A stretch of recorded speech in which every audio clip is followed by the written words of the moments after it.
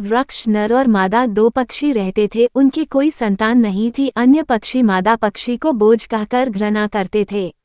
मादा चिड़िया बच्चे न होने के कारण बहुत दुखी रहती थी। एक दिन वह अपनी स्थिति पर विचार करती हुई अकेली नदी पर पानी पीने गई। वहां पर स्त्रियां दशामाता का डोरा ले रही थी। उनका एक डोरा बच गया था। उन्हें कोई उच्च वर्ग की स्त्री नहीं दिखाई दी जिसे वह डोरा दे देती। उन्होंने सोचा कि इस चिड़िया के गले में इस डोरे को बांध देते हैं।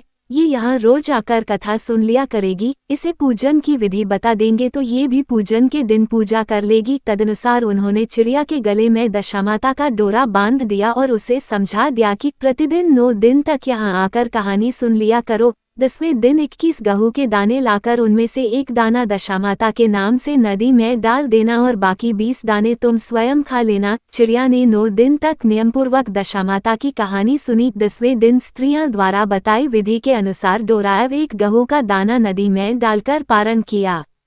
कुछ दिनों के बाद उस चिड़िया के भी बच्चे हो गए। अन्य चिड़ियों को बड़ा आश्चर्य हुआ कि इसे तो बच्चे होते ही नहीं थे, अब बच्चे कैसे होने लगे। वह चिड़िया बोली, जब मुझे बच्चे नहीं होते थे तो सब मुझे बांझ कहकर दुत्कारती थी। अब मुझे दशामाता की कृपा से बच्चे होने लगे हैं।